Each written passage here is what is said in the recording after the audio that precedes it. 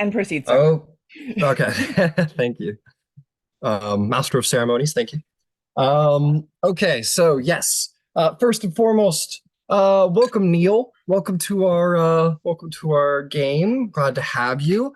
Hope it suits your wow, words didn't work there. Hope it suits your tastes. Hope you enjoy. And we'll get back to you in a minute. But yeah, unusually we'll run with three for today because I'm just a little too excited about that. And that's all. That's all. Yeah, we've with the loss of Hal, which is unfortunate, which I'll just bring up again. It's unfortunate, has moved on from the game, no real explanation, but um such is life. People move, people come and go. But we have a wonderful new friend to replace. So let's get to it. Okay, let me get that screen share going. Let me get that screen share going with the new adult. So a little recap, and I'll sort of extend it a little bit wider for our new player here. To sort of let you know what the party's been up to so far. So, the Unhuman War began in 1360 DR by the Toril calendar. And different members of the crew have interacted with this war in different capacities. Some, if not all, battling with the Skrull army, this sort of orcish spacefaring race that has returned in revenge for their defeat of the first Unhuman War. And it was a bravely fought war that saw the devastation of many planets and the many lives warped and changed in many different ways, but all coming out the other side, at least those who crew this brand new space galleon that forwarded out of the Rock of Brawl spaceport, the New Dawn, a space galleon of cutting edge and a fine crew of veterans to the Unhuman War. And yeah, so the crew hopped aboard underneath the war hero, the great Captain Lunarbow, who has proven himself to be a charismatic, loyal, and hopefully optimistic captain to the crew. Of course, that's my opinion, but I think he's pretty great. He's my NPC, so I might be a little jaded. You can ask the other crew members what you think. And they set off on their first journey to capture some Skrull space pirates. They made their way across realm space to the orbit of the planet Glyph, where they did indeed take down a Skrull warship that was ill-manned by the Skrull and took a good haul. But they were then caught in hot pursuit by an invading Illithid ship, and the party ran. Luckily, they managed to escape to a nearby winter outpost where some shenanigans were had, and that's where they're currently posted, is on that sort of Arctic world there. Varsh and Bisan had a little outing, a fun little outing across the Arctic scape, and have managed to return the better for it. Maybe having a little bit of camaraderie, having learned something along the way, like we like, or maybe just a little annoyed at the frostbite. Either way, we've come out, and that's where we are. So we are on that day after you guys have sort of been recovered from your little journey into the Arctic cave. And the party still has like another, or the crew, I should say, has another day of another day of downtime before you guys hop aboard the ship. Lunarbow is sort of chasing leads at the nearby outpost inn with various sort of traders there, and you two have the run of the ship and the outpost. Is there anything you two would like to do, or would you like to see what work Lunarbow comes up with for your crew? I need to talk to the captain's going to want a report. Okay. You see the captain. You get there. The captain seems to be in deep discussion with a this one trader near the bar. Lunarbow is usually a very sort of like keeps it light, like nothing's wrong. But in this one, seems very sort of like pointedly like information out of this. Not like aggressive or intimidating, but whatever this person's speaking to Lunarbo seems to be interested. And you roll an insight on that if you want to sort of like understand the nature of that interest. I'll take that. It's a 16 on the dice. I think it's going to end up being an 18 perception, 19 actually. 19 is this an insight? You said insight, yes. Yeah. Okay, cool. So I heard the word perception. I'm sorry. No, you're bad. I did read perception, so that's a 17. 17. No problem. Still more than enough. He's speaking to this trader with a sort of shock, as if like has just received news that they didn't expect, surprised to hear whatever they're hearing. Not in a way that's like, oh, this is going to be big money, but in a way of like, I don't know, you'd expect one to look like if a long lost relative came out of the woods or something like that, just like shocked by the news, surprised.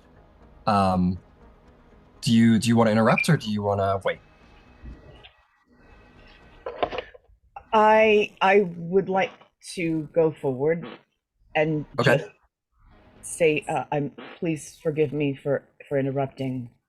I know you will want a report. Is there a time you would like me to give you my report?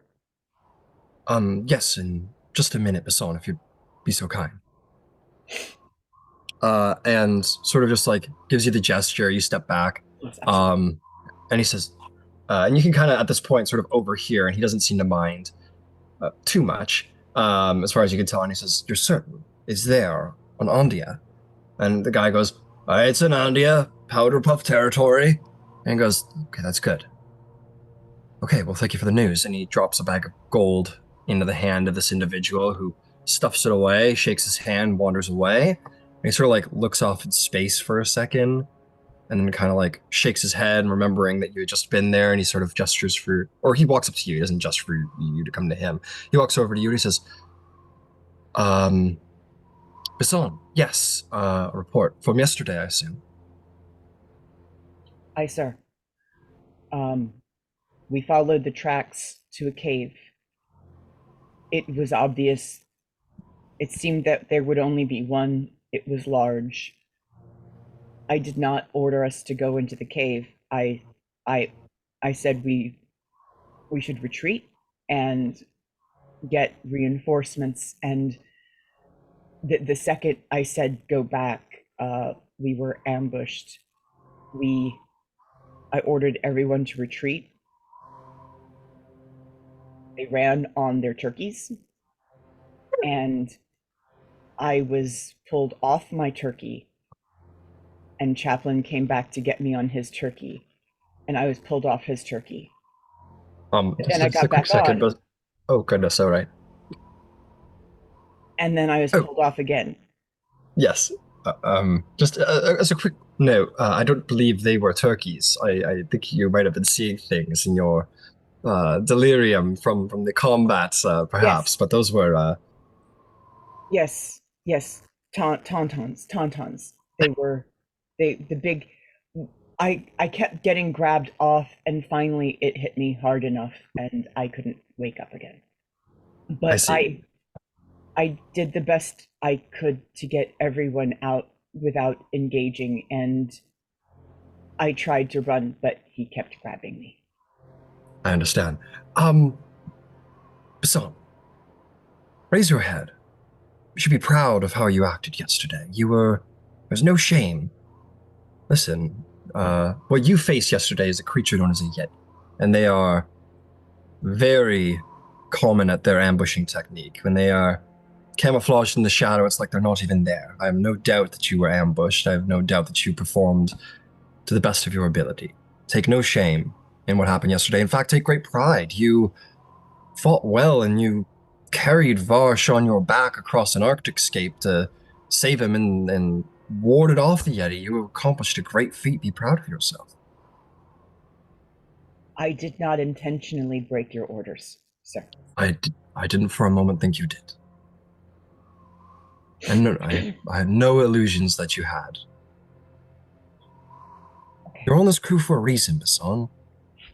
You've demonstrated great courage in before even joining my crew. You reports say that you show great courage, great loyalty. You take your duty very seriously, um and you fight with a fervor that inspires.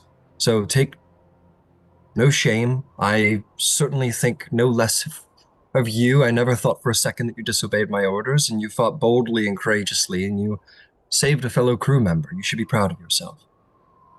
Thank you.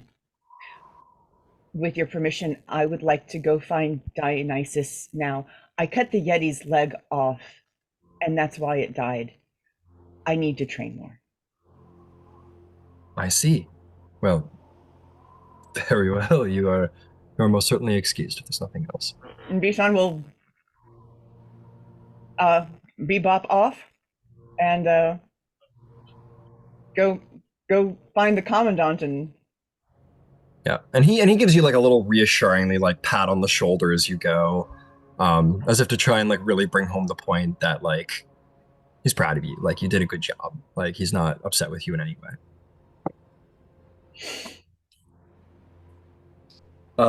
Yeah, and you head off to find the commandant, and you want to train with the commandant for a little bit. yeah.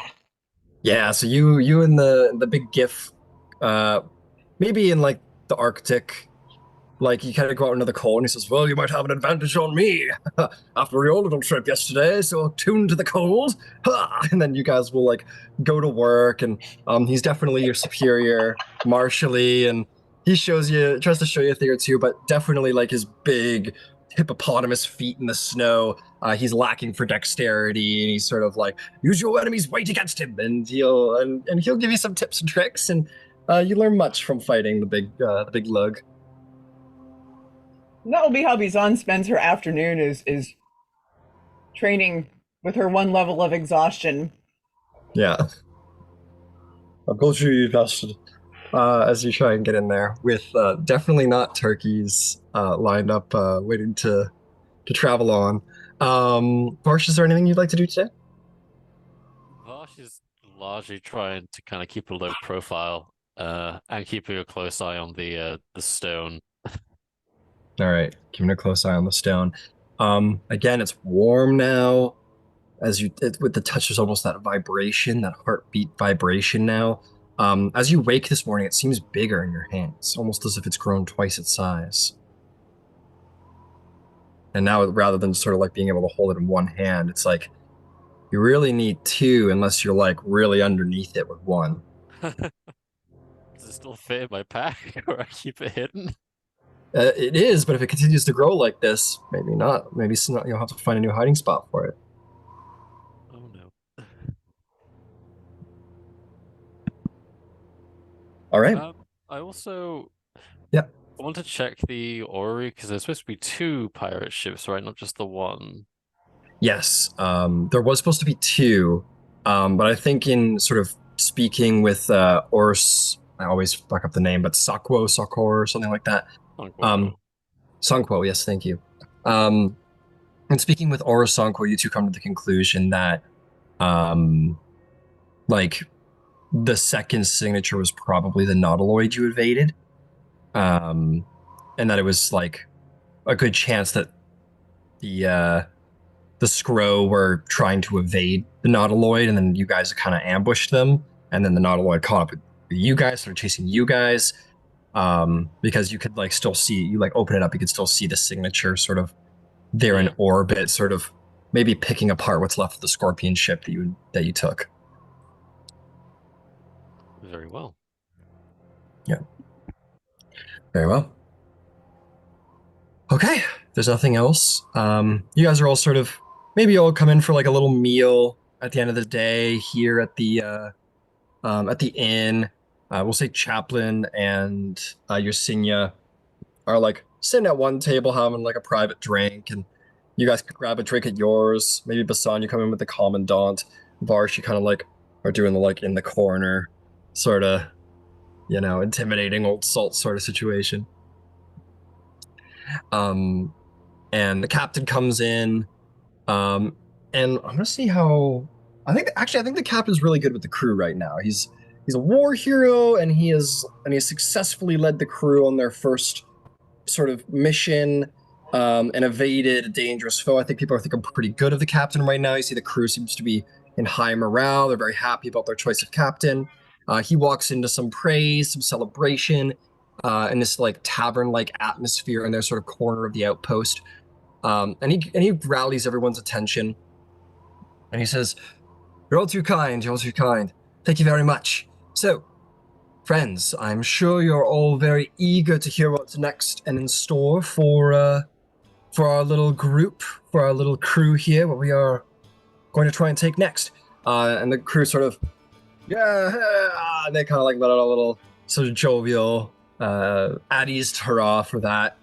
And he says, "Well, I've come upon some very interesting news about a crashed derelict ship. So I'm sure during the war, some of you all had maybe come across, there's many different types of ships, but maybe some of you had the pleasure of seeing bastions here and there.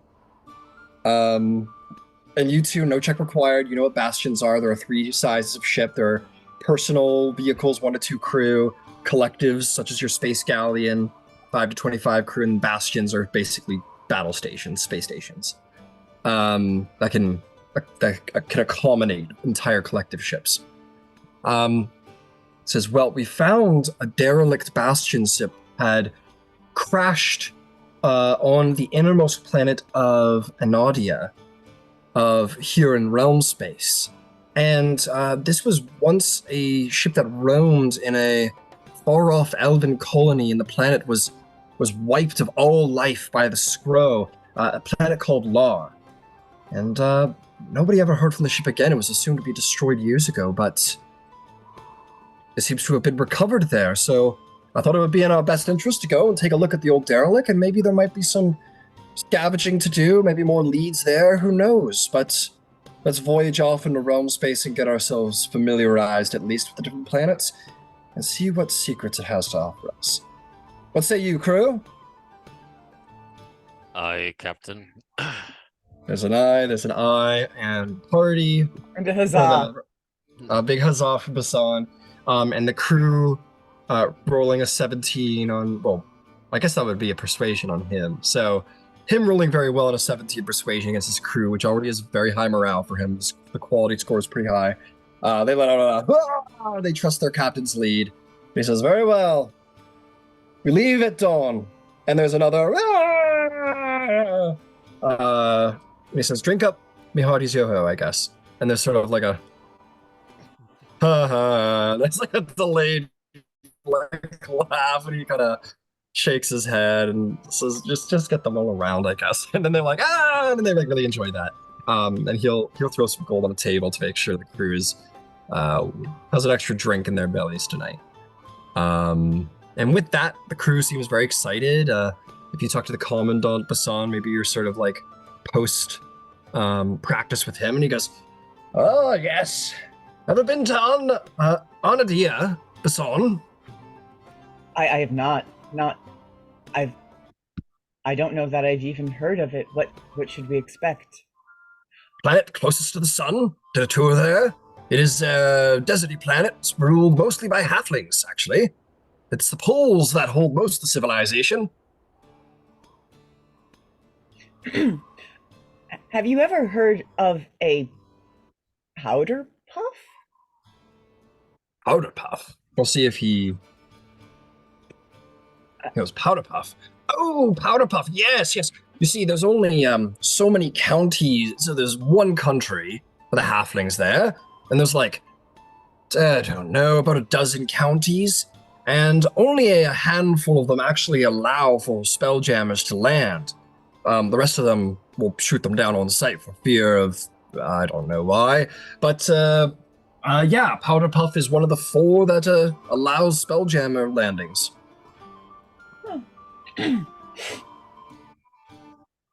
Always good to learn something new. It's a big universe. There's only so much to know. It's good to keep track, if you can. But it's also to be, as I've found in my many years of travel, and perhaps you have too, is be okay with discovery.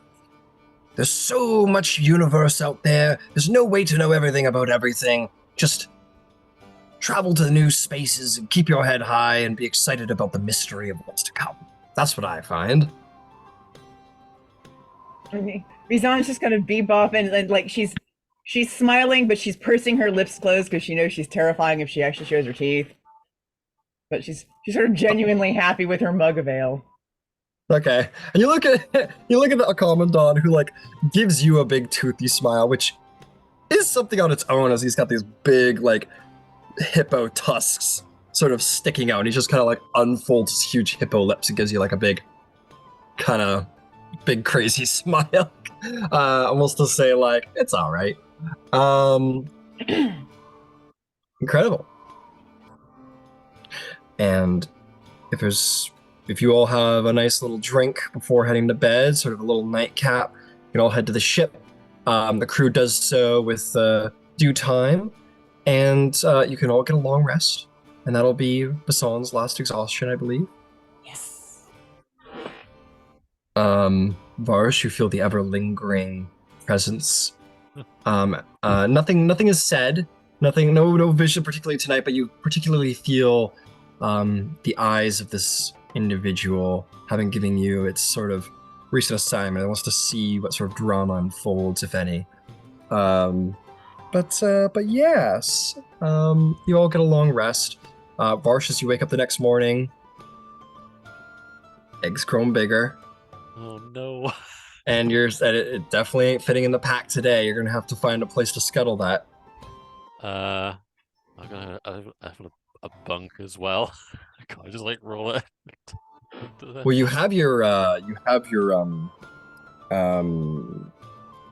hammock, because the crew sleeps on hammocks. Yeah. Yeah, I guess I put it on the hammock, and if I got like something to cover it with, I'll just kind of like hide sure. it beneath like some cloth and hope. Yeah, you sort of, because they sort of like fold in on themselves when somebody's outside of it, and you can like put your blanket over it, maybe put your backpack beside it to kind of offset the size and weight that's growing from it, and hope that nobody does anything with it or sees it. No problem. Okay, with that, everybody jumps up, everybody goes to their quarters, and Captain says, it's going to be about 9.5 day voyage, ladies and gentlemen, so buckle up. And we're going to the closest planet to the sun. So, and with that, you guys will all begin your travel. I am going to just sort of expedite travel here. I'm just going to move through all of the potential encounters here, and I'm just going to roll this dice here 9 times. Or 2 dice 9 times for night and day potential encounters. Feel free to interrupt if you have important things to do. Yeah, Bisan? At some point, when it seems quiet, Bisan is going to look for the captain a second time. Yeah, once like all of the ship sort of takes off from the Arctic water, goes up into the atmosphere, all of the sails and rigging are scuttled, and it becomes truly a wild space vessel once more, and everything sort of settles into a general cruise speed. You can approach the captain as things calm down a little bit. It says, "Son, what can I do for you?" You've traveled a lot. Have you met many Githzerai? Do you know anything about our language? Have you met maybe others that maybe weren't from Limbo? Do you recognize this? And there was that piece of armor, or it was a piece of something that had, it was the letter U in the gift that, but Bisan didn't recognize. It's like a badge. It's like a badge with a U on it. Yeah. He looks at it and he goes, I'm sorry to say, Bisan, your people, the Githzerai, I have not, some say thankfully, but I have not come into contact. I'm told, though, that your people are as fierce as their counterpart, and you are certainly a testament to that. But I have not had the fortune or misfortune of having run into them before. They're not as brazen, shall we say, as the Githyanki. we have a rock that does what we want it to do. So aside from killing the illithid, there's not much reason to leave. Yes, If I was told your people come from a different plane, making it. I'm quite a traveler myself. I don't spend much time on different planes, though. if you want, I've never hunted information. If you wanted to find out about this, what kind of person would you ask? Sort of thinks, says, "Well, I expect I'd either speak to a Gith, such as yourself, when one side or the other, or I would speak to somebody who is knowledgeable of the Gith, an academic of sorts. I can keep an ear to the ground. I can't promise that. I mean, I have a whole ship to manage here, but if we get into any situations, if we come across any planets or outposts where I'm aware of people like that, I'll point you in the right direction." Thank you. You're welcome. Pick it up and go back to practice shooting things or fighting my favorite hippo. Fair enough. Your favorite hippo. Okay. All right. See how things go. Okay. I'm just going to account for your pay afterward, but day 1 goes fine. Day 2 goes fine. Day 3 goes fine. Day 4 goes fine. Day 5 goes fine. Very quiet. Space travel. On day 6, we'll have a little random something happen here. All right, let's take a look.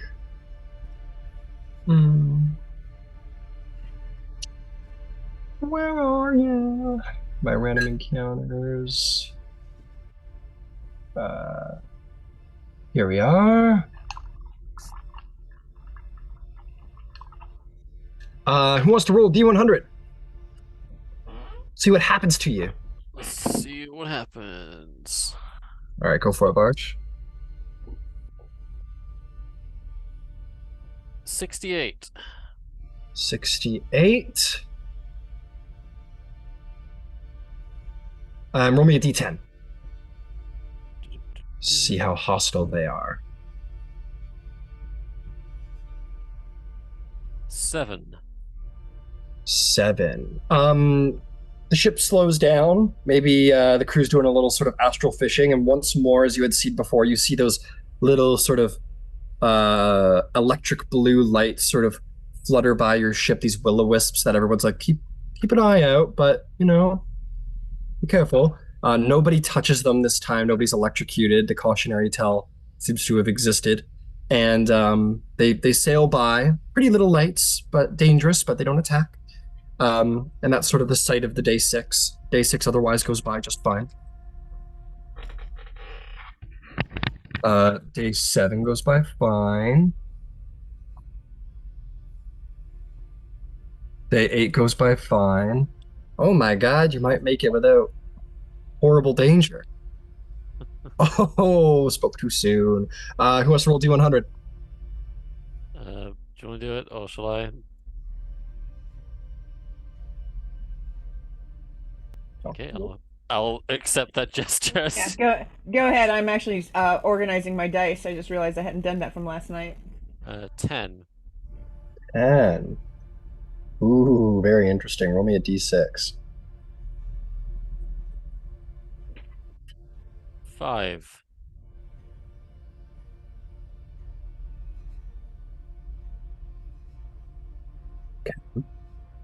Okay.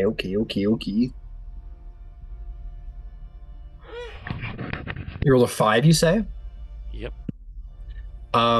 You guys come at a cruise speed on the last day, and you see off in the distance this little planet. I'm going to just pull it up so that I can tell you what it looks like. And you see the planet that you mean to reach.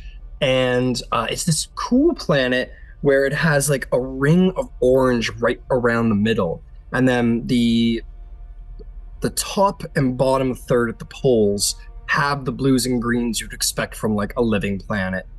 But that center bar is just like, it's red. It's just like hot, probably unlivable, but it's a cool planet to see, sort of like this ringed planet. And you are all like, oh, okay, we made it. And then you hear like the captain communicating with the Spelljammer and your Sinya, and it seems that you guys stopped just barely short for some reason. And then you hear the sort of call go, it says, crew, keep an eye out. Keep a sharp eye. Something's around. Something's about. And I would like a perception check from the both of you. This will be at disadvantage. As soon as the captain says that, can Bisan get to the mangonel? If Yep. they're not there already.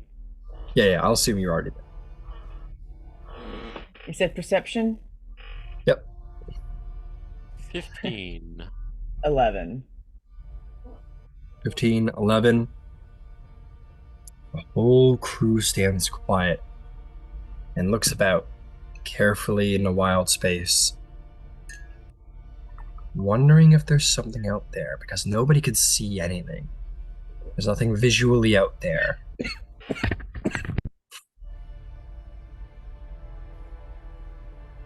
And it grows more tense as time goes by, as if you're waiting for something to descend on you. It goes from like, okay, what is it? To like, okay, if it was gonna attack, it could be right on top of us. Like, where the hell is this thing? People, maybe yourself, Bisan, maybe the Commandant, maybe whoever else is on the ballistas are getting a little more tense. People are looking around, the captain's keeping an eye out, looking a little more tense. And it's like, at ease, man, at ease, keep an eye out. But nothing comes, nothing stirs.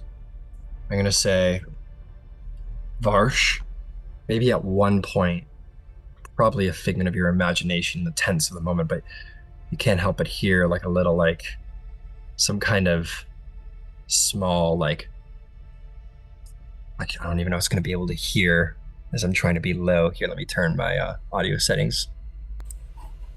You can't help but hear this, like, almost going past you on the side of the ship, maybe this little, this sort of strange, almost slurping noise from wild space. And you turn around, there's nothing there. You listen closely, you hear nothing else. And the crew waits for another 5 to 10 minutes. Captain says, Spelljammer, are we good to go to cruise? And there's probably a message cantrip being transferred. He goes, okay, take us to cruise. And then the ship lurches forward for about a second and then reaches the proper distance to the actual planet. And then sort of the captain lets out like a and the rest of the crew just kind of lets out, like, sort of in synchronicity, just like this nervous laugh, because nobody knows what that was. Wild space. With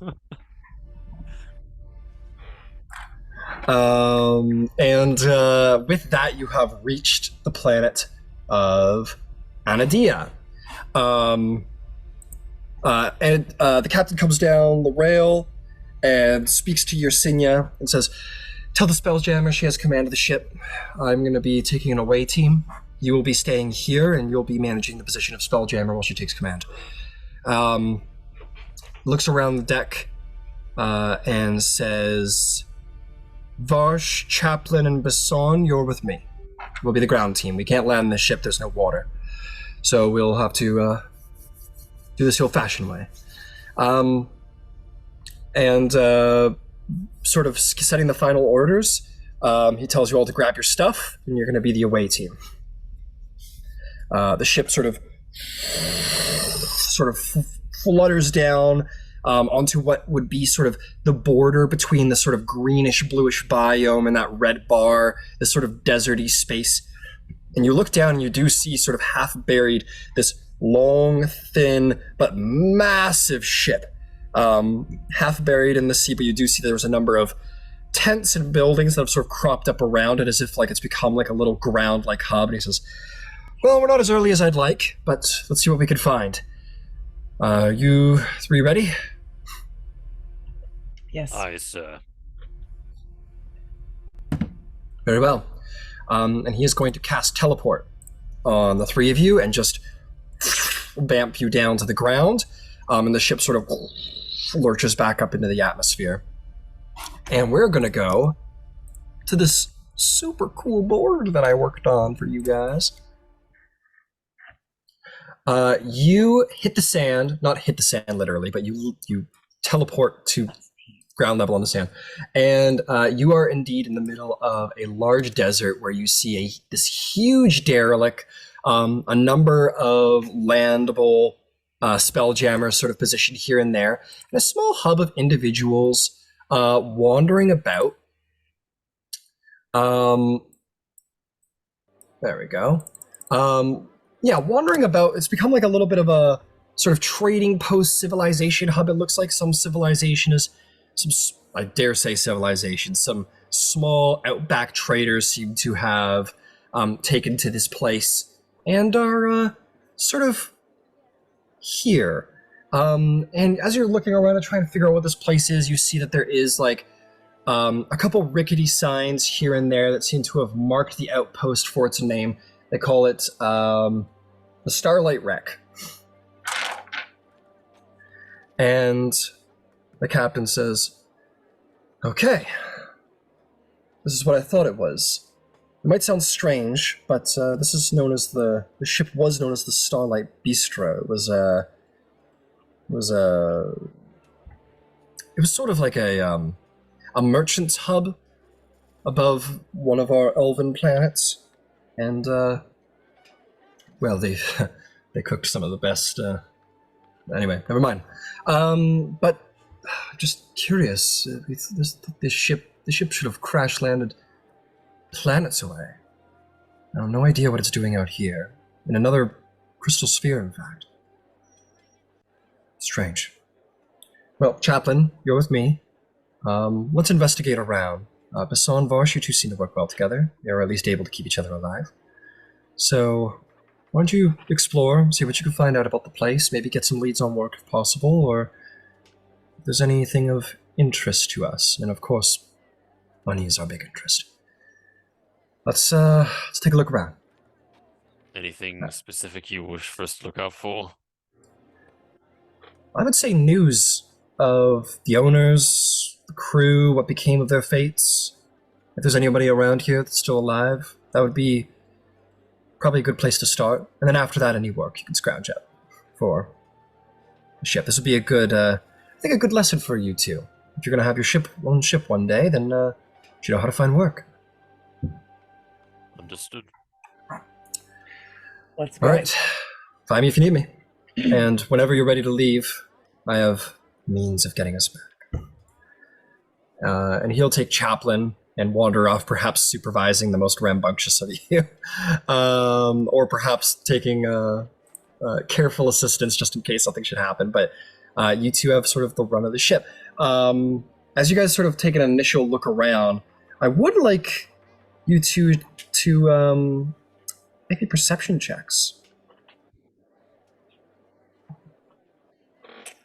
That was a nat 20 for 23. 21. Say the nat 20 fucking does it.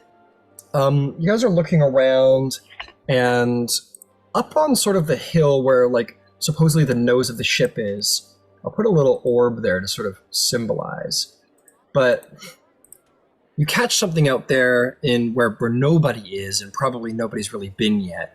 You see this sort of like, the sun sort of hits something and it creates a glint, like sort of the lens of a telescope or the reflection of metal, but clearly not a part of the ship.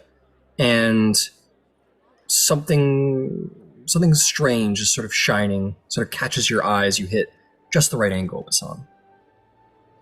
Accidentally, of course. Bisan will tap Varsh and just point in that direction and say, wait for it. And Varsh, you do one of those. Yeah. Yeah, you do one of those, and eventually you find like the right point where Basan caught the light, and you see the sort of refraction of the sun's rays, and something shiny is glinting out there. Hmm. Well spotted. Want to check it out?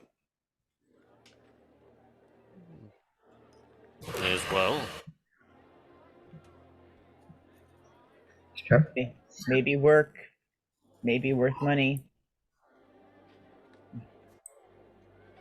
Uh, Uh, so this is like open desert. Pretty much, yeah. You like look around. There are some like clearly like, sort of drawn out paths where you see people have sort of come to and from. Like there's probably settlements maybe nearby, but certainly none within eye shot across the desert lanes. Yeah. And am I seeing any tracks? Am I seeing any kind of vegetation or something that suggests where a source of water might be? Yeah, you see plenty of cactus out here, plenty of desert life. And it is worth saying that, as I said, it's sort of a trade hub. You do see plenty of humanoid individuals walking around. And much like in most campaign settings, it's like 60% humans in most places, give or take. It's about 60% halfling around here. You have the sense this is like a halfling dominated planet, as you were told, Basan. You see that there are guards stationed around. You do see like these halflings sort of sitting around, some of them a little bit more grizzled. And they're all sort of armed and they're wearing sort of the same armor and tabard, a part of some kind of organization that seems to have taken control of this particular place. And then, like, halflings wandering around, but there is a smattering of humans and a couple tieflings here and there, some dwarves, people who've come from wild space, people who live on the planet, but generally halflings for the most part, mostly hobbits. And as you walk through the buildings, people sort of, I think they're mostly interested. I think there's a little interest towards you, Varsh. Dozy aren't the most strangest thing to see in a Spelljammer hub.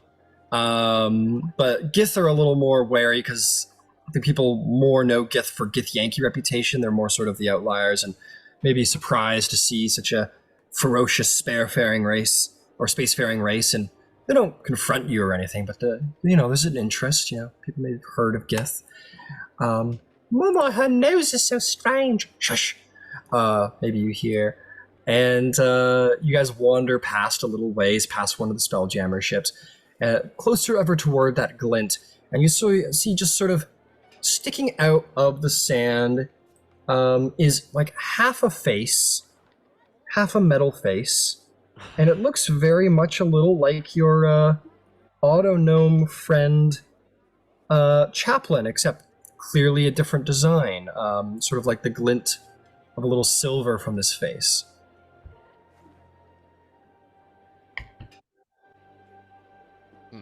I mean, Mostly buried. Well, let's get to digging. I concur. All right, you dig away and begin to reveal. Well, Neil, if you'd like to describe what your character looks like as it's being unearthed, go right ahead. Oh man, I'm gonna have to go back and pull that up. I think the most striking feature, of course, would be his mustache. I would assume that would catch the most of the sun. Probably. And then he's got a large metal chef hat that's all of his clothing is basically attached to his skin. It's all it's not actually clothing, it's built into him. So let me see if I can grab this real quick. He's powered down, so I would assume his eyes look blank. Again, all of his clothing is metal. Even has like a big metal backpack on him. Gray skin, I would assume that shines in the sun.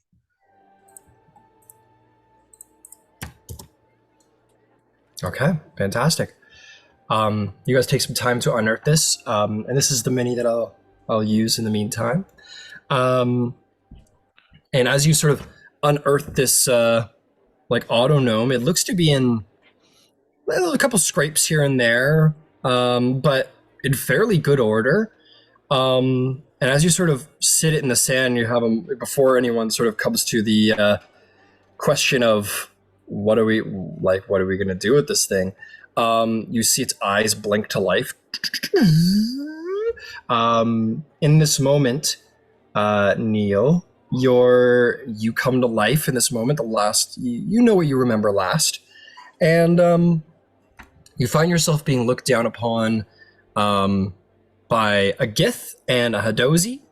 If you two would like to describe your characters for our wonderful new player.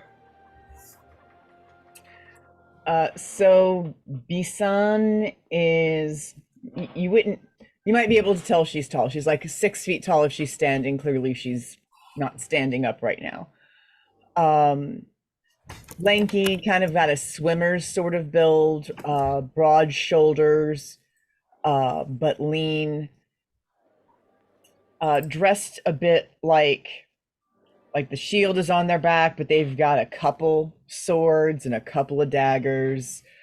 Their skin is a kind of a toasted brown sort of color, and they have some darker brown markings on their skin, sort of reddish hair, and pointed ears, almost like an elf, but no nose.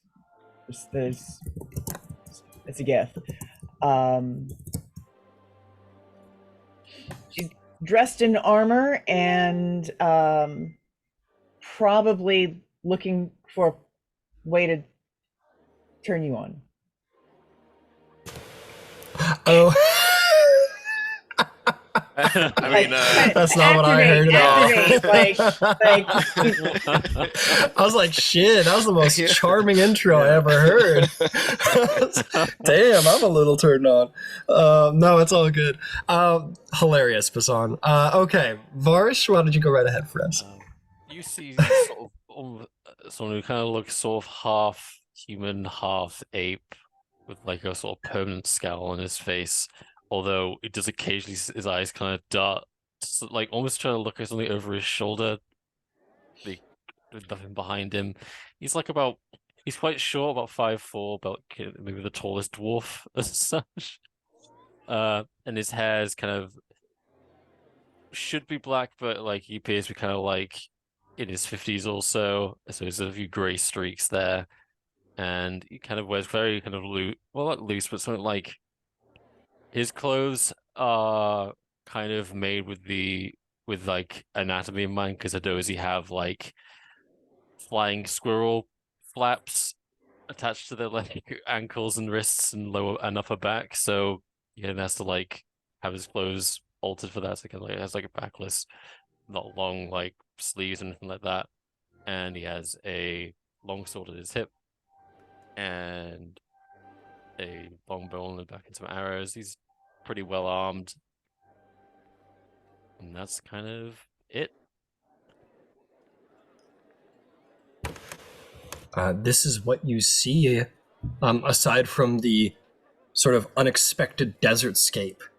This is the first thing that you see as you come online. What do you do? Well, I would assume, I come online, but my mustache starts beeping as it's detecting the sand under my face, and then it says not fit for consumption, and he gets up and he's shaking himself off and trying to get all the dirt off of him, but it just keeps saying that because he's a little busted right now. So it just says not fit for consumption, not fit for consumption, and he just keeps shaking it off and trying to get off. And then he asks the party, do y'all have any water? Bisan will hand you her water skin. He just pulls it open and pours it all over his mustache, and it finally shuts up. And then he says, thank you, and he hands it back to you, and he wants to know, where are we at? What's happening here? I don't understand. Well, this is what's the planet called again? The current planet that you are on is Onadia in the county of Powderpuff.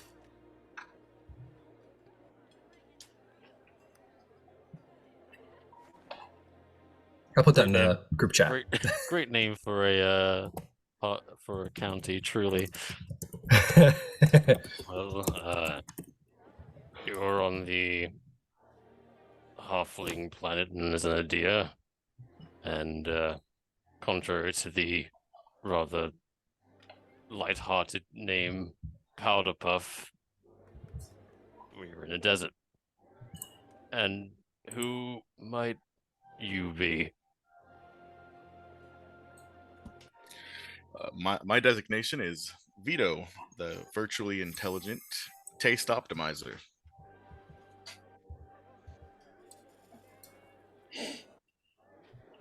And I look behind to see like the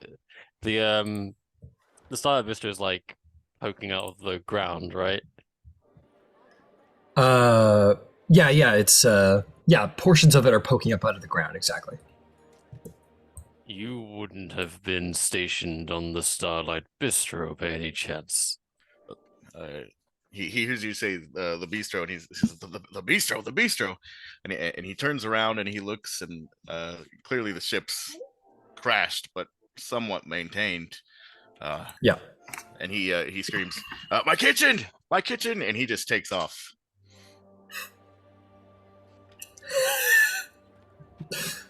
And you never saw him again. Roll your character. Not kidding. Yeah, I guess I'm gonna look for some entrance into the ship. I gotta find my kitchen. Yeah, you go running through the desert. Do you two want to follow, or are you like, oh, okay, there it goes? We will follow. Okay, you guys follow. Yeah. Yeah, you go running through. As you're running through, and you're sort of like getting your bearings there, Vito, I'm going to change your name here in Zoom just so I can start getting used to the name, because I suck at names, at least at first. I would like you to make me a history check, because they said where you are, and I want to see if you know where that is. As you begin making your way to find a way to board the ship. 7. 7. You don't know what any of these things that Hadozi said about earlier. You don't know where you are. Certainly no planet you've ever heard of. You come running up to the back of the ship, as it seems to be the only entrance. You see that it's under heavy halfling guard. They don't seem to mind your entrance. You kind of run by and they kind of watch with like, oh, okay. Just like another space fare. They're not here to keep anybody in or out, it seems. And you go running through to try and find your kitchen, and you see like good portions of the ship have had very sullen repairs than what you're used to. Its usual fine hull has been sort of scrap metal banged back together, which doesn't bode well for your kitchen. You go running through the halls. You see all the different stations where there were crew quarters and cargo holds and such have been repurposed into like markets for traders and places that you shouldn't be able to see yet. And you keep running, you go looking, seeing more places, a workshop, some sort of like gardening place. Oh man, where's your kitchen? I know I put it in here somewhere. I just gotta find it. Bear with me a second while I track it down. Oh yeah, there we are. You go running upstairs. I'm just gonna make my life a little easier here. PC Vito. Okay, whatever. I did all backwards because my cap lock was on, but whatever. You go running upstairs to the second level, and you come running to what was, the galley and mess hall. And you come storming in, and you see it has been massively changed, where different walls have been put up in different places. What was once like your sort of fine counter and storage areas have been replaced by like very jarringly like a wood bar and like wood tables rather than like what would be expected. It's been altered to a great degree, but they do have like a bard playing, and it does seem to be full of people, and it seems to be running without you. But the food quality here is not of the quality that you're used to producing, my friend. It's good, but it's not good like you can make it. I'm gonna run into the kitchen. You hear like from the barkeep goes, "Oh, welcome, young autognome. What can I do? Wait, where are you going?" And you go running past into the kitchen. The door's already open, so you kind of go flying in. You see these like how do I describe it? Like think like minimum wage, grizzled Boston, like greasy spoon diner workers, like 5 o'clock shadows, sort of beer belly, like just like sizzling, like cigarette in mouth, sizzling a burger on the grill. This is probably a horror show for you. You're used to making quality food here, and this is like 3-star like Boston greasy spoon, like okay food. Nothing like the quality of what you are used to creating here. And this sort of pot-belly grizzled tiefling looks over you and goes, "Who are you?" I look around, and of course I get very angry. I reach into my coat pocket, into one of my coat pockets, and I fiddle around, and I pull out a spatula. No, that's not it. I pull out a whisk. No, and then I finally reach in and I grab like a big rapier, but it's like a steak knife. Like it's just one of the big giant forks. Not a steak knife, but one of the giant fork things you use for pulling meat off things. Oh, okay, gotcha. Oh, yeah. I like the idea of you pulling out like a fucking butcher knife, and he's like, "Oh shit!" But yeah, you pull out one of like the barbecue forks, whatever they're called. Yeah. And I pointed at him. I say, "Where's my flat top?" He kind of goes, "Whoa." He kind of like realizes there's a situation here. He goes, "What are you talking about? Who are you?" "I'm the chef here on the bistro. Where is my flat top grill?" He looks back at like the elf who's also cooking, and they both kind of go, just like because it's a weird situation. He goes, "All right, easy there, little fellow. I don't know what you're talking about." At this point, Bisan and Varsh, you two like catch up to the autognome who's like stuck up the kitchen with a barbecue fork. Bisan is going to kind of put up her hands and put a single hand on Vito and say, "Your ship crashed. It's much later now. Let us tell you what has happened, and then you can cook." Yeah, I'm not interested in cooking. Clearly, they've made a mess of whatever this is. I just want my flat top. Where's my grill? Where's my grill? You mean you're talking about like a George Foreman, basically? Yeah, kind of. It's like okay. a flat top, like something if you were going like a steak and shake or I don't know if other places, but like just a flat like top a panini maker kind of. Yeah, okay, gotcha. Not a panini maker. It's like a yeah, flat piece of metal that heats up and you cook. Yeah, I gotcha. Okay, I gotcha. I'm with you. He goes, "Oh, that it broke like last year," and you look over and you see your flat top, and maybe the straw that broke the camel's back. You see like your baby, your old flat top. It has a big crack down the middle. It's repairable, but it's got a little crack down the middle of it. Sort of like it's sort of scuttled in the corner, like junk to get rid of, basically. My baby. I dropped my fork a little in distress, and rush over and start trying to pull it out of wherever it is. All right, they don't stop you. They're like, "Just take the flat top and go, mate." And yeah, Bisan and Varsh are like watching this scene, like this is a little weird. And you see like, the bar keeps sticking their head back. Maybe a couple of patrons are kind of like sticking their heads over the bar, like trying to see what interesting thing is going on back there. Bisan, go ahead. Is there is there someone who has a bigger hat than everyone else, or somebody who looks marginally in charge that Bisan could turn her head to? Maybe the And barkeep impress. who's like standing beside you now. This Right. woman who looks a little bit nicer attire.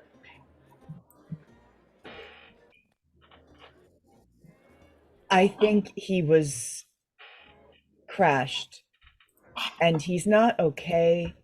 If I can get my captain, I think we can fix his flat top and make him okay. If that's okay. Sure, don't let me stop you, mate. Vito, we have a friend who can fix your flat top. Just He help me can. get it out of here. He can fix anything, and he's like you two. His name is Chaplin.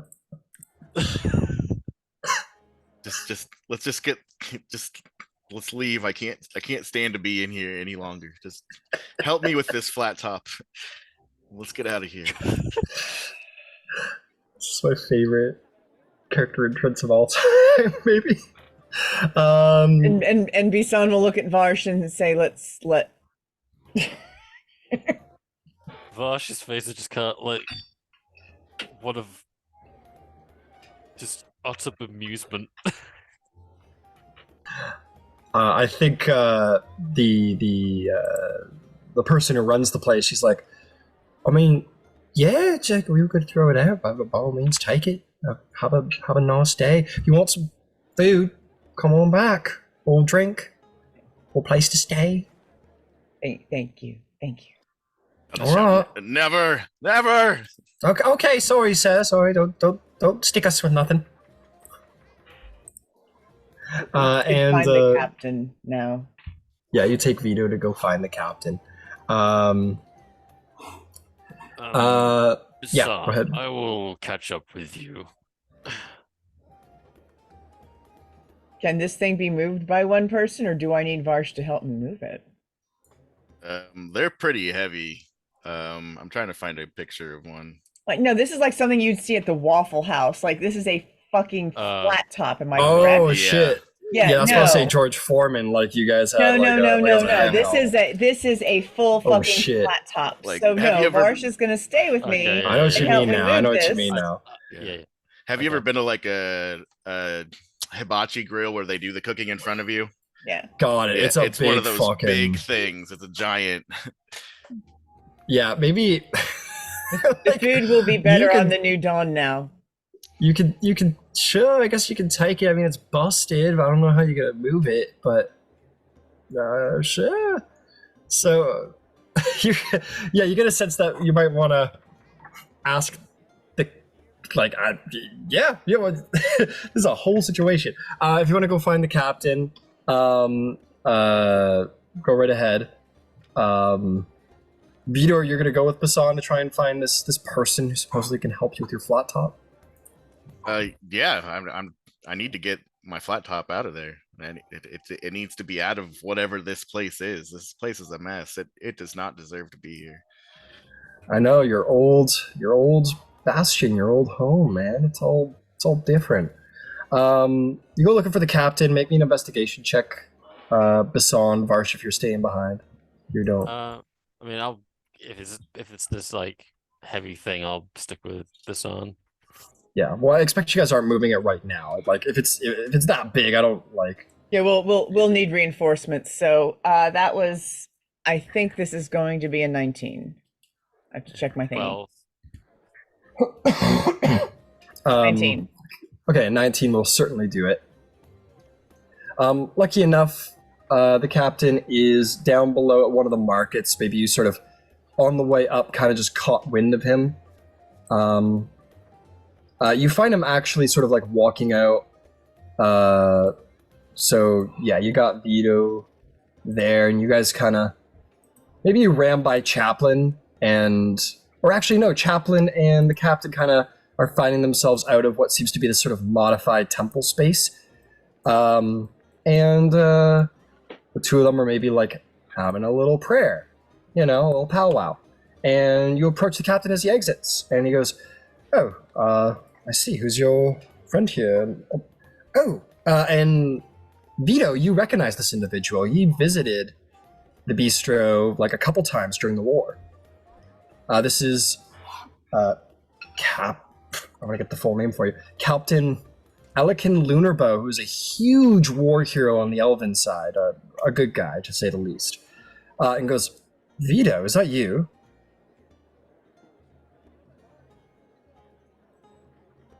And Bisan will step in immediately and say, Varsh and I found Vito a couple I don't know, however far away it was, away from the settlement.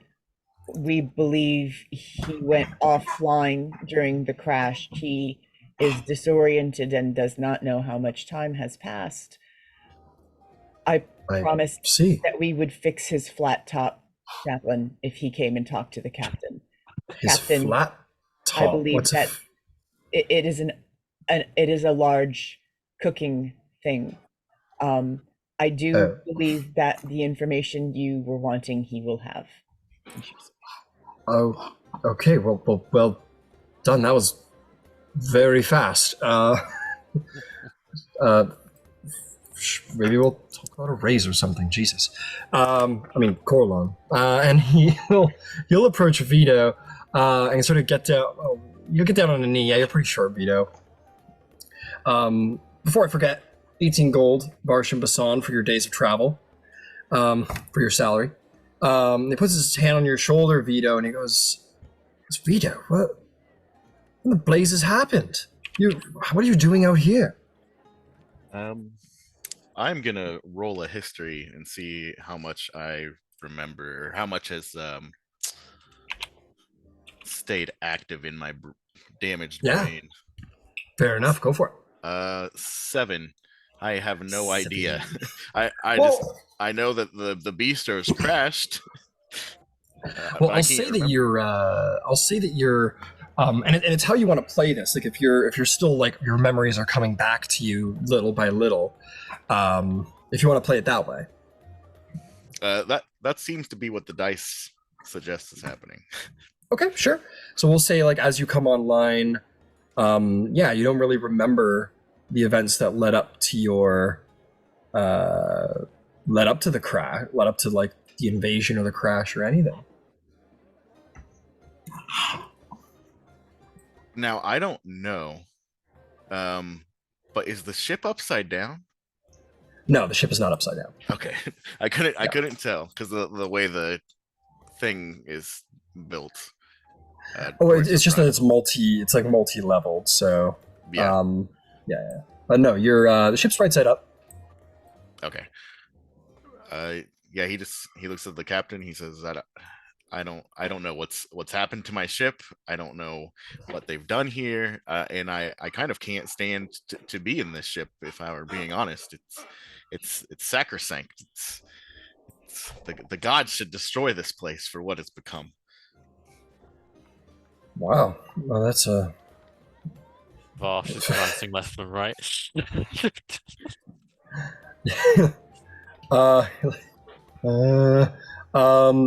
He sort of says, I see, I'm sorry, this must be very distressing for you.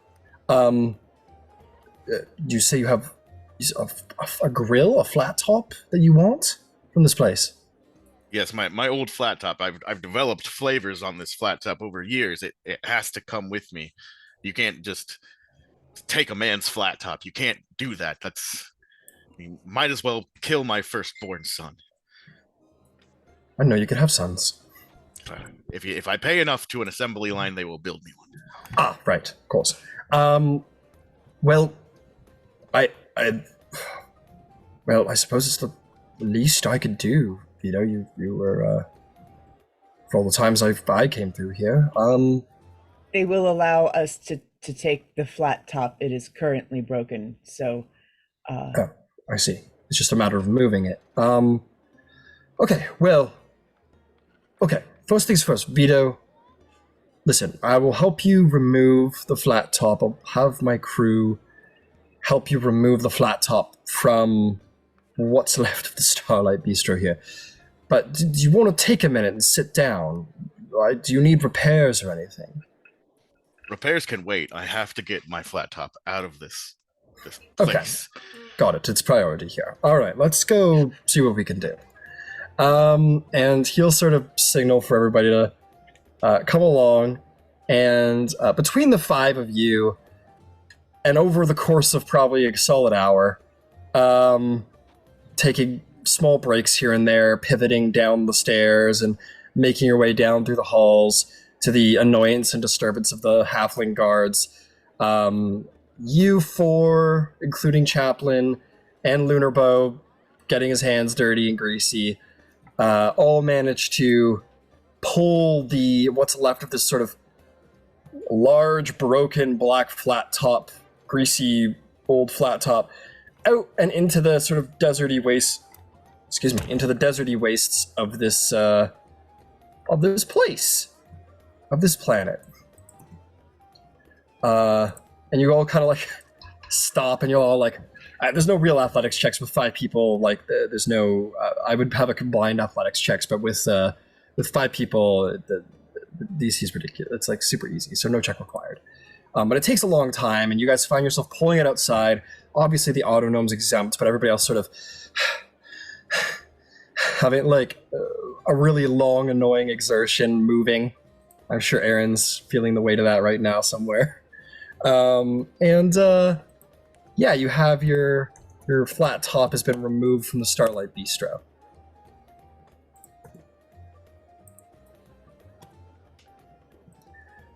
Goes, the captain will say, "Okay, Vito, are you happy now?" Am I happy now that my flat top is now in a desert? It went from being in hell to a desert. That's not much of a change. I need somewhere where I can work on my flat top. We put it on our ship. I was going to say, is this you asking for a job, Vito? I guess so. I guess it would be. If your ship meets my standards, I will happily cook for you. Well, Vito, you were probably the best cook I went through, so I certainly would have no problem having you on the ship. And as much as I love the guy, and he served in the war and all, no one can understand our current cook. So maybe it's for the best if we have a little change up there. We did lose a crew member on our last voyage, so it fits that we'd add another. Okay, sure. Ms. Chaplin, can you fix this? As much as I love bringing damaged equipment onto my hull, my ship, it'd be cool if this was working.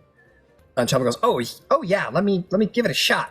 And with a little bosun autognome mending magic, quick as can be, over the next couple minutes, he sort of seams together the sort of slightly broken flat top, and it is just as you remember it, plus a little sand.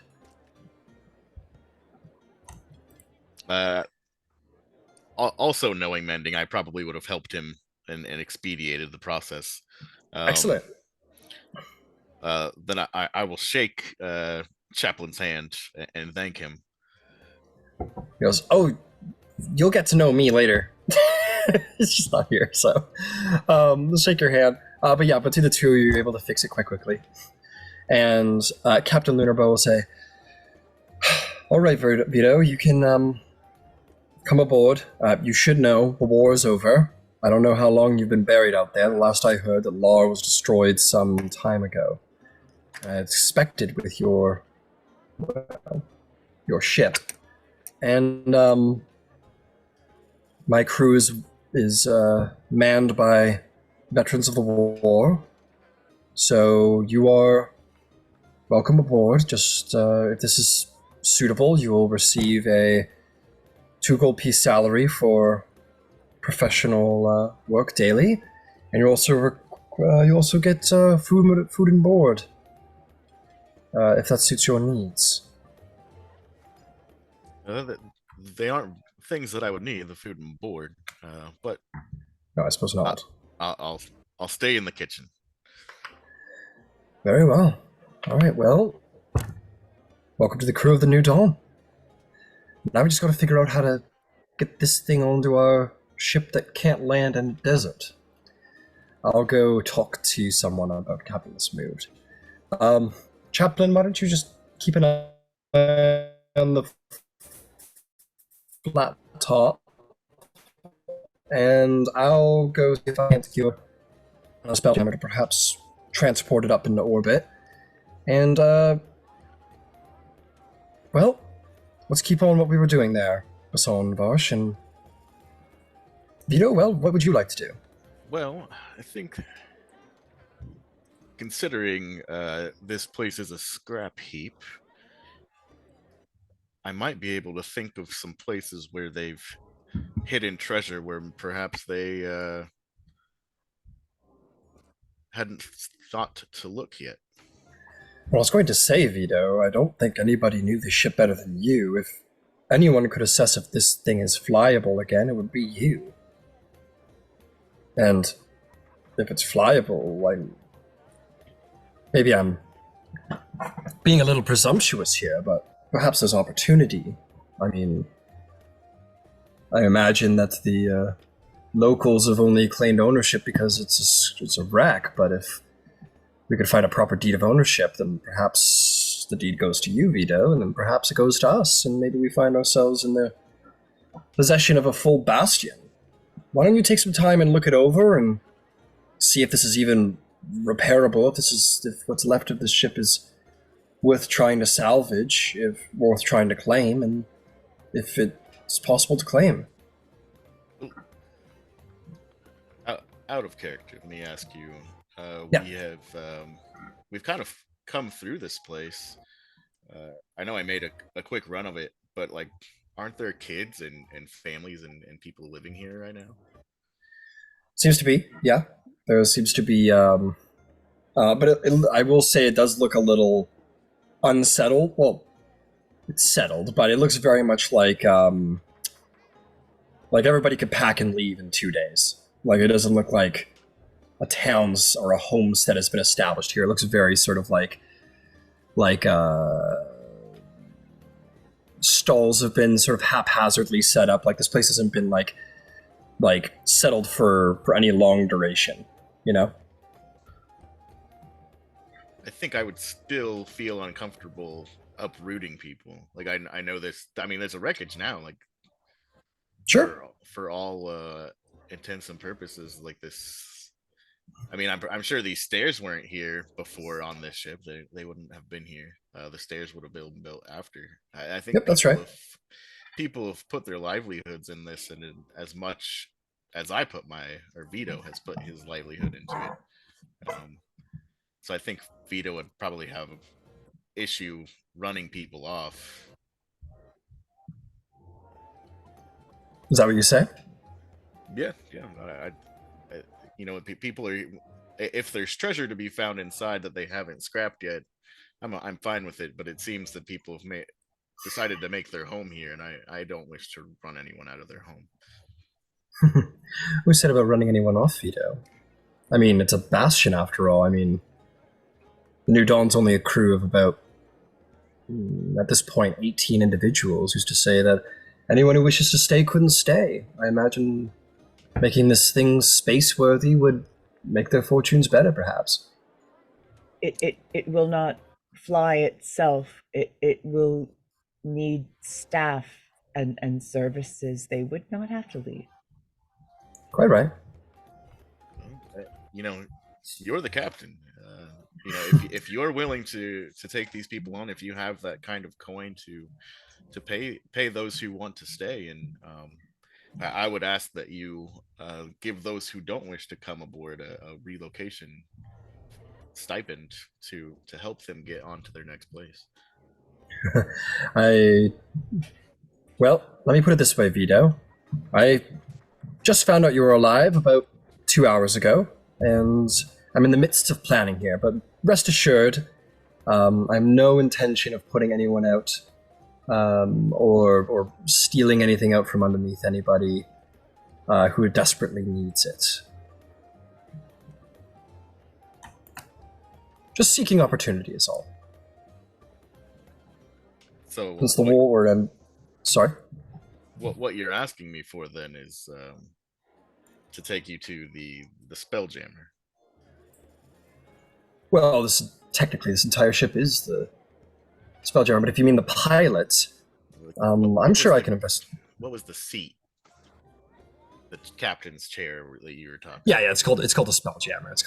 It's strange because like the ships, like all spacefaring ships are generally called Spelljammers, but the pilots are also called Spelljammers. So, and he says, yes, I think I'm going to go have a talk with the current, governor of the settlement and talk about the sort of politics and logistics of the situation here. But why don't you focus on the seeing if this thing is space-worthy? Like I said, I doubt that there's anybody here that knows this ship like you do, Vito, and you would probably be the sole person who could assess if this thing could fly again.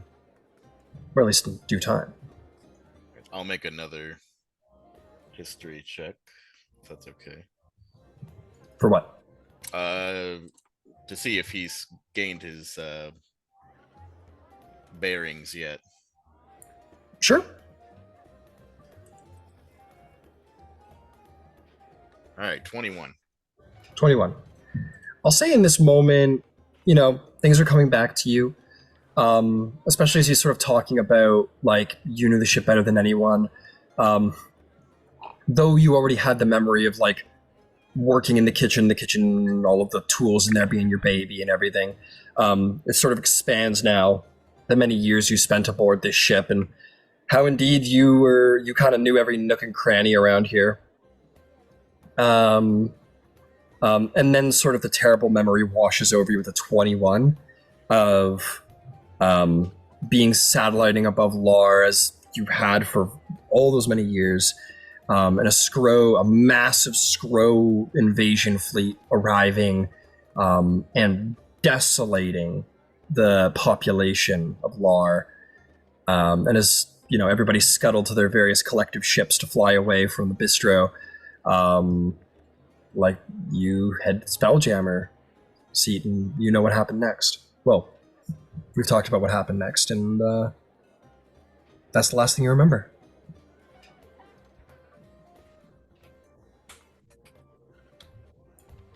He kind of shakes some of the sand that's landed on him recently off, and his eyes click. Like he's like, "Did you say the war is over?"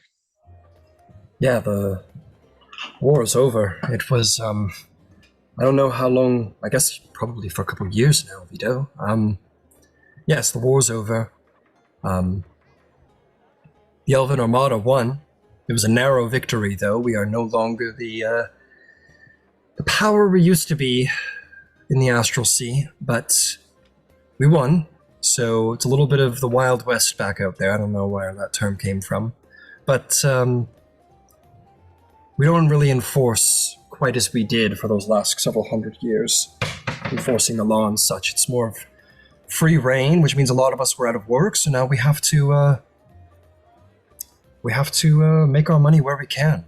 And you should know that about our ship too, Vito, is that we're not military, we are mercenary, and we will take work where we can, and as long as the crew agrees on the work, then it doesn't much matter what the work is.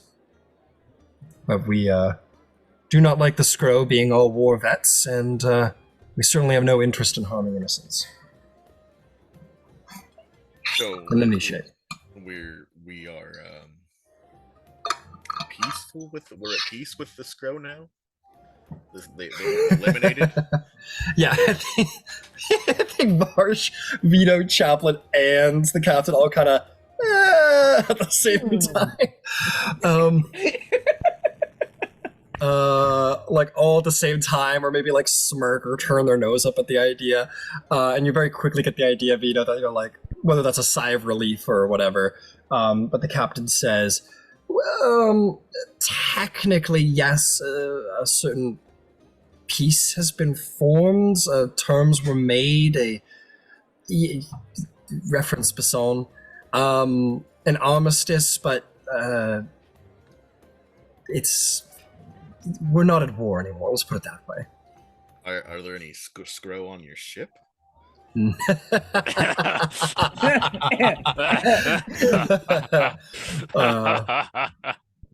free ones, no. Not free. Yes, not free ones. Actually, we need to find a way to ransom them. Actually, now that I think of it, or at least figure out if they know anything. Ooh, that's good. Bisan, do you want to? Something tells me that you'd be good at interrogation.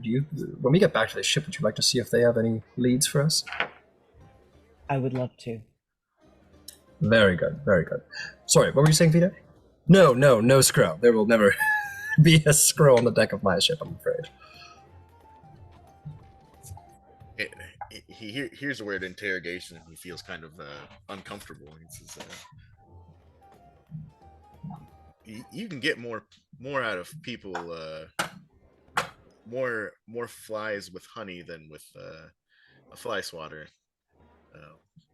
You think maybe You interrogation? can get more thoughts by reading minds than with fly swatters or honey. Fair enough. I would just hate for there to be undue violence, despite how much undue violence has been done unto us. I will not do violence unduly, then. Thank you.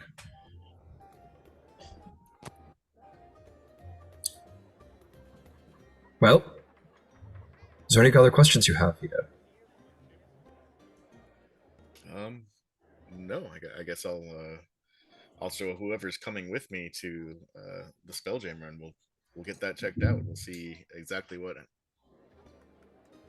what's left here. Very well. So why don't we say Varsh, Bisan, Vito, you will continue to assess the ship. You've already, Bisan and Varsh, done incredibly well. Finding us a possible key to something extraordinary. And, assess the ship, see if there's any possibility of it being space-worthy again, and see if you can scrounge up any leads, and I will talk to the local governing party about what the politics are with this place. And Chaplin will keep an eye on and also, of course, secure the hulling of this flat top to our ship up in orbit. And Chaplin, I ask, would just keep an eye on it and make sure nobody takes it. Not that it would be very easy to do. It's very heavy. Okay. Very well. And see you later.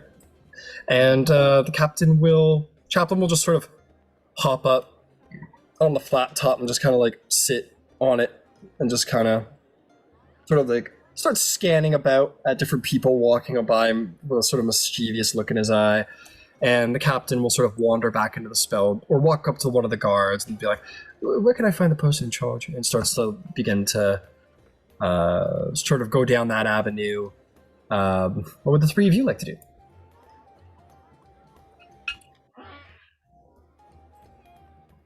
I look to Vito. Well, you know this ship better than us.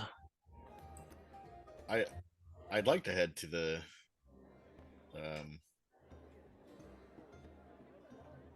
Spelljammer, the chair, the captain's chair. Yeah, absolutely. Incredible. You guys begin to head in that direction. I'm just gonna forward you all up there in the old-fashioned way. You guys make your way to the helm.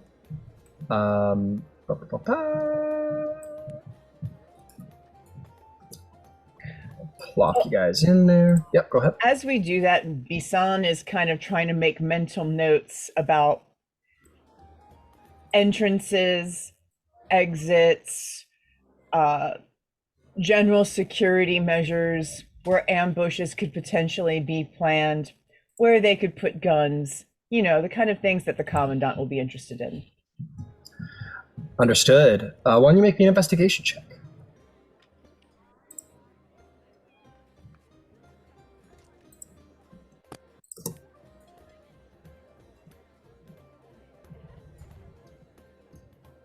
14. 14. You have only ever been on one ship with more military potential. And that is the ship of your own people, which we've talked about how dreadful they terrifying they are. But you look around with great satisfaction. Like, the ship is, it's half buried, but you do see sort of the remnants of, like, okay, that's a, that there's a port there, there's a exit port there, there's a door there.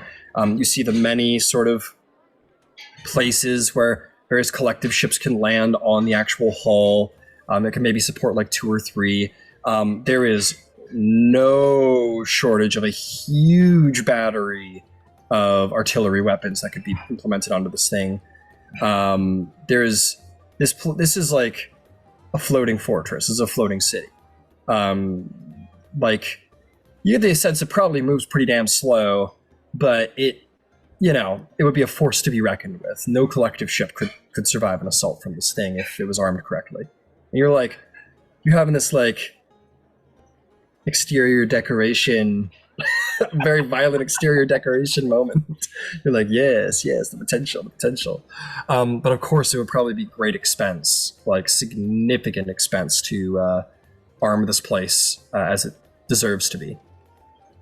As it perhaps once was. It's not how what they pay me for, though. They pay me for assessment. Somebody else pays. That's true. Yeah, you're not too worried about that. That's not your job.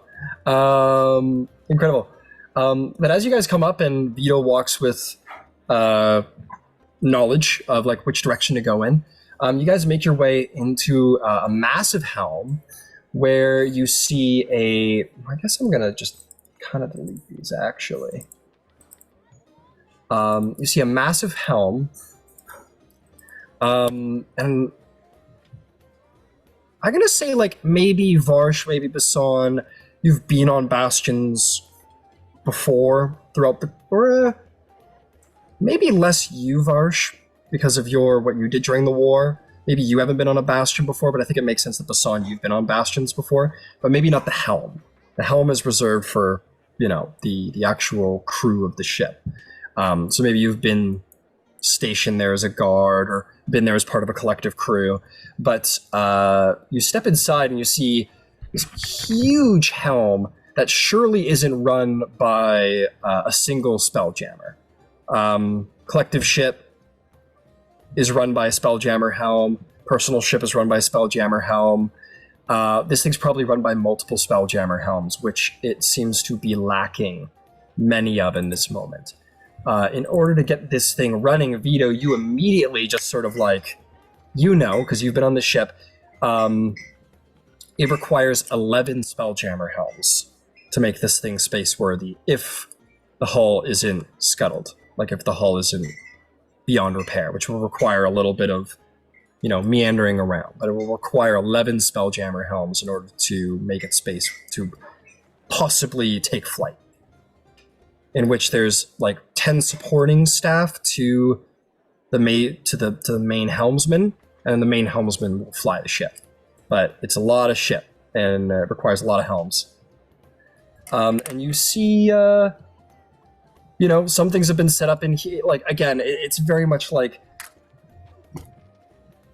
it's been repurposed. Like, it's more like a city hall now than a proper helm, where you see this rather, I don't know, sort of guile-eyed halfling with sort of green hair, a fancy feathered hat, noble clothing, sort of sitting on not a Spelljammer helm, but some kind of little throne-y kind of situation. In fact, I'm going to just kind of do some minor editing here. Give him his throne. Got a little seat there. And some feast tables have been pulled in here.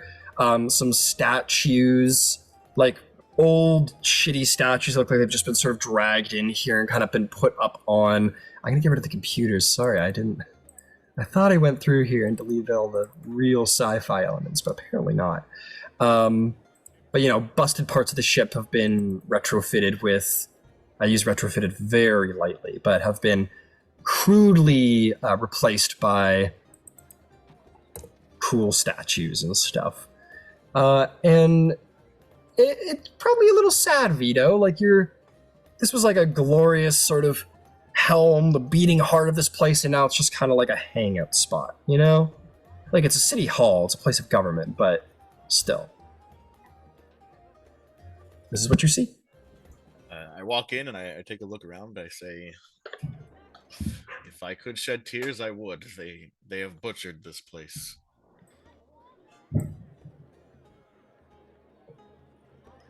Just a complete savage butchery of everything I knew.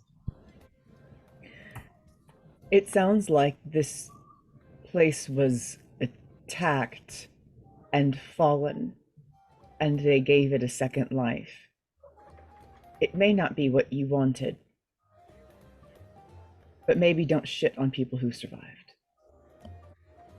Well, I'll tell you because it's come back to me. The Starlight was a bistro, the satellite that orbited around the planet Lar, and when Lar was attacked, I made the executive decision to crash the bistro into the Skrull fighting force, to ensure that those escaping the planet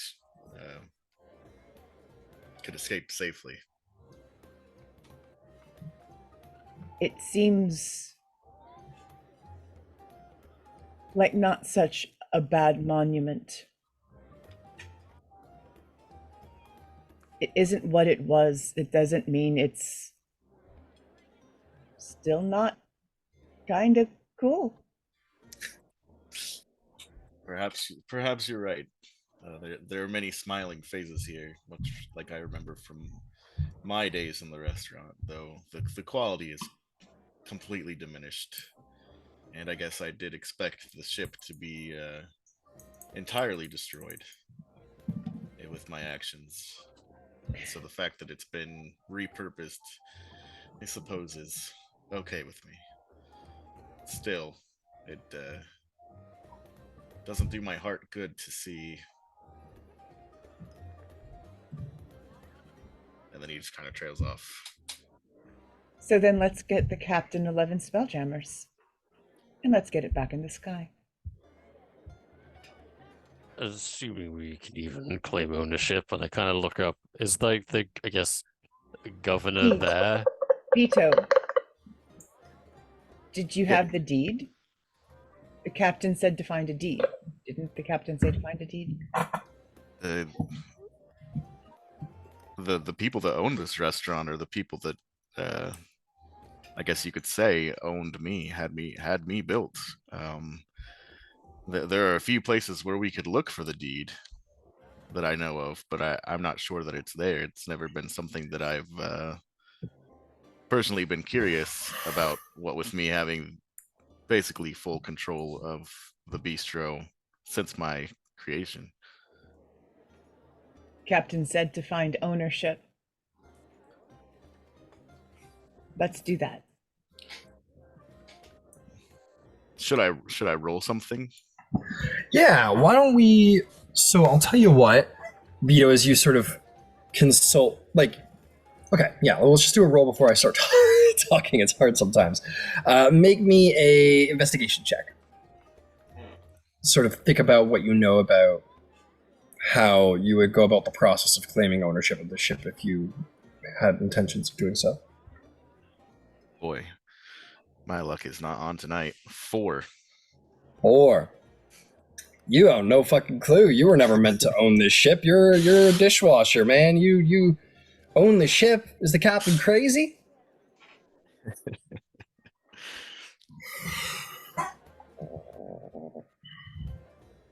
Varsh. Hmm?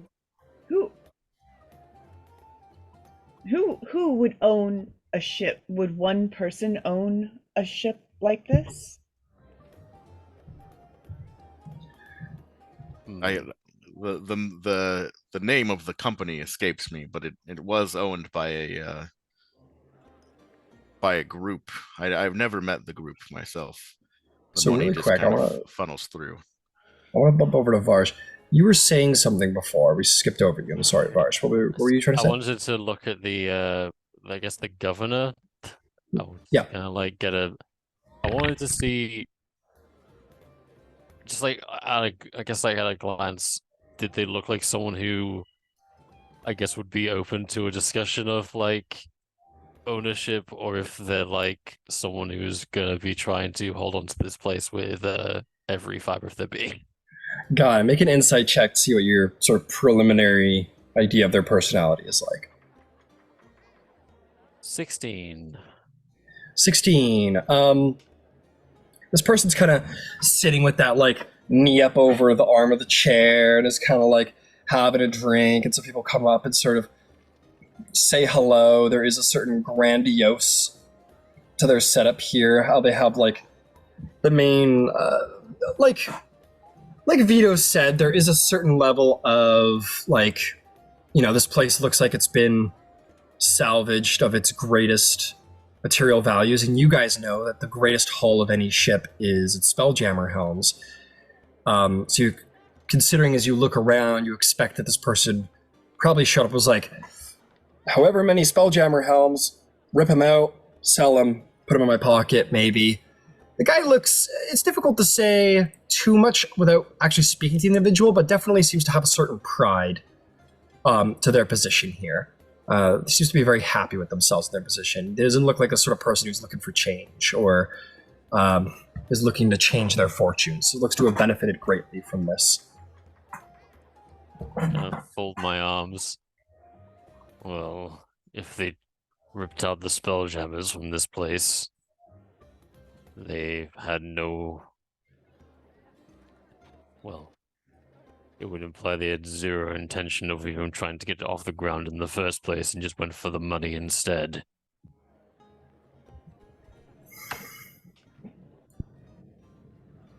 Whether someone so short-sighted would be willing to part with this place, I'm not entirely sure. But it only matters if it's his. Assuming they even intend to honor it. The captain said to try to find out who owned it. We know it's not that guy. And Varsh, I'll allow you. You were asked if you would know about ownership, so I'll allow you to roll an investigation check as well if you wish. Sure. That's a 3. 3. It's been a while since you took part in any sort of business like that. It's many years behind you. Unfortunately, my life has been nothing but military and a long time out in the astral sea, so my knowledge of business and ownership is essentially nil. With my history check, I would know where the captain's chambers are, right? Could we just go to the captain's chambers and poke around, smash our heads into walls until something opens? Yeah, I'm going to say now that your memories have returned, you don't really require any further checks to know your way around this place. This place is your home for many long years. You can turn around, start leading the group to where the captain's quarters would be, which has a certain thrill to it for you because you're like, ooh, like breaking the captain's quarters. Like, I'm not allowed in there, or wasn't allowed in there. The captain's toilet. Exactly. So you begin to make your way up there. You find your way to the officers' quarters. You make your way down to what would be the captain's quarters. The door is unsurprisingly locked. Well, maybe surprisingly, but it seems someone has taken up residence of the captain's quarters. But, it's the nicest room on the ship, so maybe there isn't a surprise. You decide. Do either of you have a lock-picking kit? No, because I'm not a thief. I kind of dig around in my utensils and I pull out a knife and I have my my little rapier. Can I? Is this kind of like something I can jimmy? You want to try and jimmy the lock with a knife? With let's see, what do I have? If I was cool, I would have written in my backstory I had a Swiss Army knife in my hand, but that's not me. Let's see, I've got uh, cooking utensils. What kind of cooking utensils could I get in here with? A fork and a chopstick? A knife and a chopstick? Well, let me ask, are you proficient with these tools? I am. I just don't have any. You are, you just don't have any. Okay. So I will say this. If you want to try and take some of your cooking utensils and try and warp them into something that resembles thieves' tools, I will allow it, but this will destroy your cooking utensils. And you might not be successful. But you might be successful in making something that will work for a time, if that makes sense.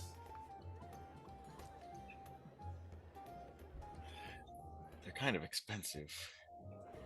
What I mean, I have mending though. Would I be able to just fix them afterwards? Well, what mending does is that it repairs like breaks and cracks and such. Right. It doesn't like shape or refine things or as such. You know what I mean? It's not artistry. It's repair. So like if you take like as an example, like if you took like a kebab skewer, right, and you like twisted it to try and make it shape to like the inside of the lock, like mending wouldn't straighten it out, but it would fix a crack or like a break, but it wouldn't like straighten it out. You know what I mean? Is there a market here? Could we not purchase the supplies you need? There's a number of markets downstairs. I don't have the money for a thieves toolkit. Someone would have to purchase one. I think they're like 80 gold.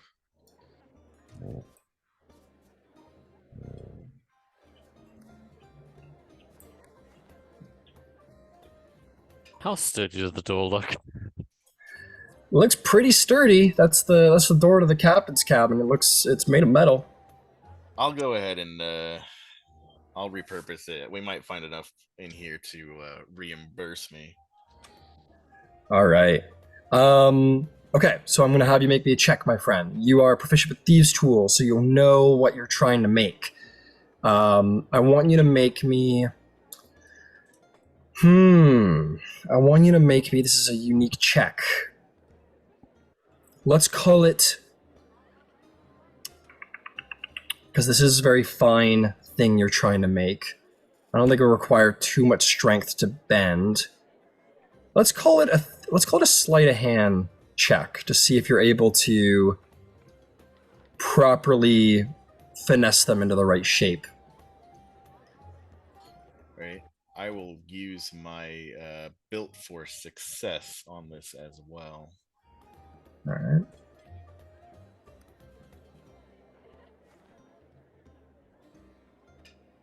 Let's see. I'm not very proficient with D&D Beyond. No worries. Okay. So 17. 17 is very good. You bend them to the best of their ability. They're by no means a thieves' tools kit. There isn't like a series of I don't know all the terms, but it's certainly not a thieves' tools kit. But it'll do the job. You don't know how much constitution these things have to hold out against what you're trying to do. But it should give you the basics of what you need to attempt to get into the lock. Okay. So why don't we say, because this isn't a proper thieves' tools kit, I'll give you disadvantage, unfortunately. But go ahead and make me a thieves' tools check to try and crack the lock here. Right. I wouldn't suppose anyone has guidance.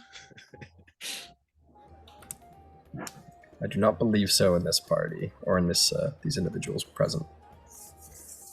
So sleight of hand at disadvantage. Well, thieves' tool is a disadvantage, I see. which is, are you proficient with sleight of hand? I am half proficiency with sleight of hand.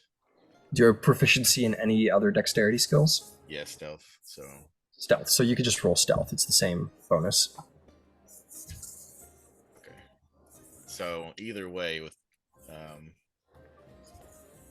stealth at disadvantage, I got 16. I rolled 12 twice. 16. Yeah.